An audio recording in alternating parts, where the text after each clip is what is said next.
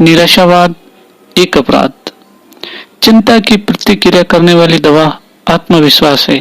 जब हमें मार्ग नहीं सूझता तब हम असफलता की आशंका से भयभीत होने लगते हैं, परंतु अपने उद्देश्य पर दृढ़ विश्वास हो तो मार्ग आप ही सूझ जाते हैं। प्रसन्न रहना आसान है, उत्साही रहना आसान है, साहस करना आसान है, उपाय सोचना आसान है। ऊपर कहे गए आसान कामों के द्वारा ऐसा आश्चर्यजनक कार्य संपन्न हो जाता है जिसे देखकर लोग दांतों तले उंगली दबाने लगते हैं और उस काम को अति कठिन बल्कि असंभव समझते हैं।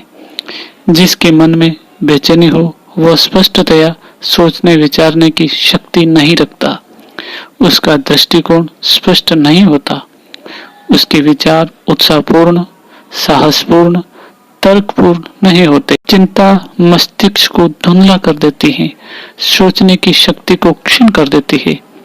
स्वास्थ्य की बातें कीजिए, आप स्वस्थ रहेंगे। उन्नति की बातें कीजिए, आप उन्नति करेंगे। दुख की भावना फैलाने का किसी को भी अधिकार नहीं। दुखवाद ही निराशावाद है। अकर्मण्यता का जन्म निराशावाद से ही होता है। मनुष्य का जन्म इसलिए हुआ है कि वह प्रसन्न रहे, हर्ष से प्रफुल्लित रहे, आनंद मग्न रहे। मनहूस और मुहर्रम में सूरत लेकर अपने इष्ट मित्रों या संबंधियों में जाने का आपका कोई हक नहीं। दुख, निराशा और अकर्मण्यता फैलाने का आपको कोई अधिकार नहीं। कुछ लोगों को जब चिंता का दौरा पड़ता है तो वे उसका स्वागत करते हैं। वे अपने फिक्र, चिंता, भय और दुख को खोल खोल कर बयान करने लगते हैं। वे अपने दुर्भाग्य का रोना रोने लगते हैं।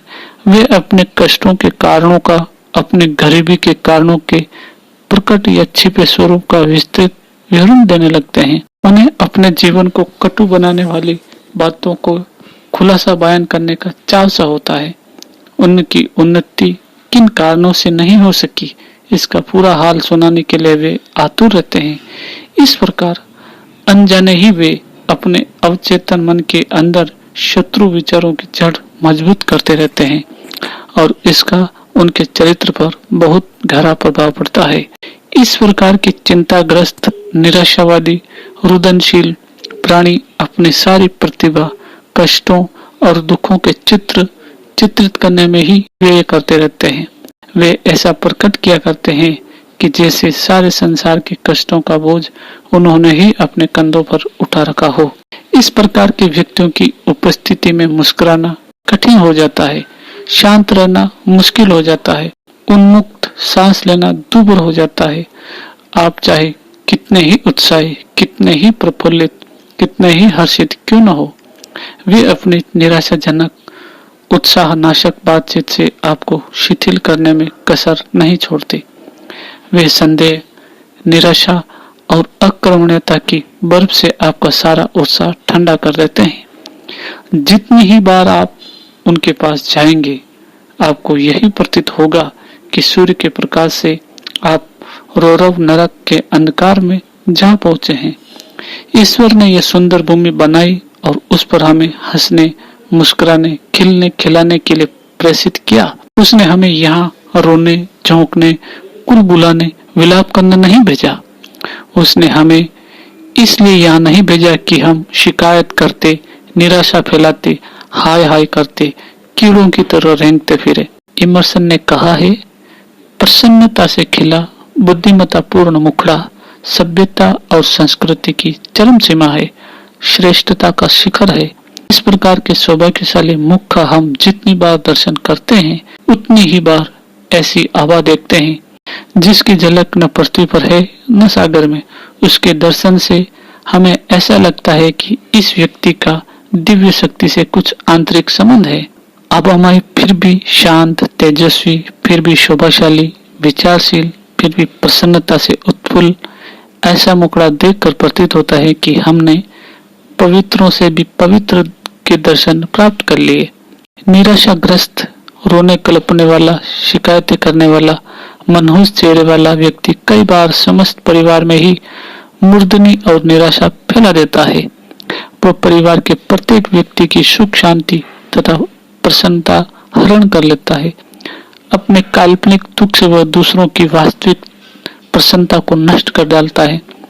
इस प्रकार निराशाव्रत तथा विषादमय रहना क्या शक्तियों को क्षरण करना नहीं है? क्या लाभ हो सकता है इस प्रकार की मानसिक स्थिति का?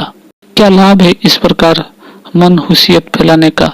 सर्वत्र हम ऐसे व्यक्तियों को देखते हैं जिनकी ऊंची महत्वाकांक्षाएं थी, परंतु वे कीड़ों की तरह रेंगते नजर आते हैं। वे छोटी छोटी नौकरियों से ऊंचे उठने में असमर्थ रहे हैं। प्रतिदिन घोर काम की चक्की में दिन काटने पर वे मजबूर हैं। इसका कारण है उनकी मनहूसियत, उनकी विषादमय प्रवृत्ति, अपने टुकड़े रोते रहने की उनकी आदत। जो व्यक्ति अपने दुर्बल विचारों का दास है वह कभी अग्रणी नेता नहीं बन सकता। वो मनुष्यों में शक्तिशाली मनुष्य की पदवी कभी नहीं पा सकता। वह कितनी ही विलक्षण बुद्धि वाला हो, कितनी ही योग्यता तथा कार्य क्षमता से युक्त हो, परंतु वह अपने मूड का दास बनकर और पूरी तरह असमर्थ बनकर रह जाता है। इस प्रकार की मानसिक स्थिति में मनुष्य अपने हथियार डाल देता है और उसके हाथ पांव ढीले पड़ जाते हैं। उत्साहहीनता आने से व्यक्ति की निर्णय और न्याय की शक्ति घट जाती है। भय के दबाव से मनुष्य मूर्खतापूर्ण निर्णय कर लेता है। शक्ति, समझदारी, संतुलन, मानसिक संतुष्टि, इन सभी वांछनीय संपदाओं को वो खो बैठता है। प्रभावशाली कार्य करने के लिए इन गुणों की नितांत आवश्यकता होती है। इस समय किसी मनुष्य पर संकट आ पड़ता है या आकस्मिक रूप में किसी बड़े काम की जिम्मेदारी आ पड़ती है, उसी समय तो उसके धैर्य की परीक्षा होती है, उसके पौरुष की परीक्षा होती है, उसकी प्रसन्न चित्तता की परीक्षा होती है, उसकी निर्णायिका शक्ति की परीक्षा होती है। किंतु ऐसे समय वही व्यक्ति मुकाबला करने में समर्थ हो सकता है जो मन की शांति तथा सहज प्रसन्नता को नष्ट न होने दे।